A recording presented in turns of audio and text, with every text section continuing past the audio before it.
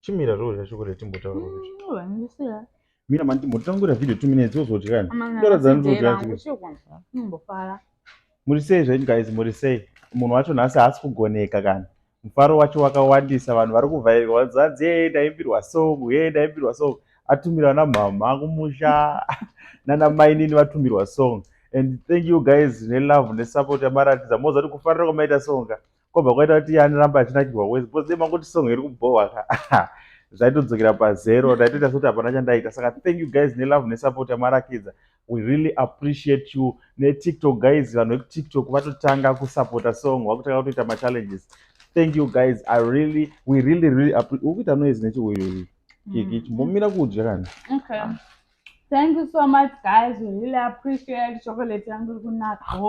Aiwa mkimani ndinoda kuti masiya. Muna takafarisa nhasi muregerere munhu wenyu akafarisa.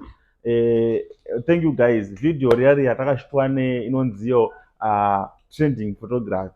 Yeah. Kwatiri brand ambassador kuya ndiwo vakashuta video. Saka vada kushutirwa music video, vada kushutirwa maphotos, vada kushutwa kuma weddings, vada maphotos kuma weddings kana kuti ma videos kuma weddings.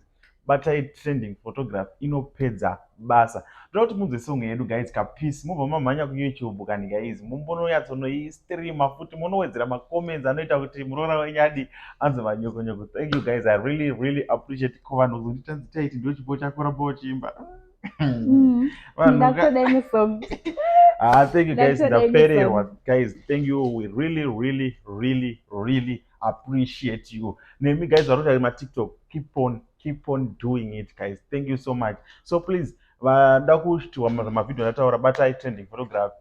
Follow kuti page ravo vanogona basa. Guys, do a shooter video iroro guys.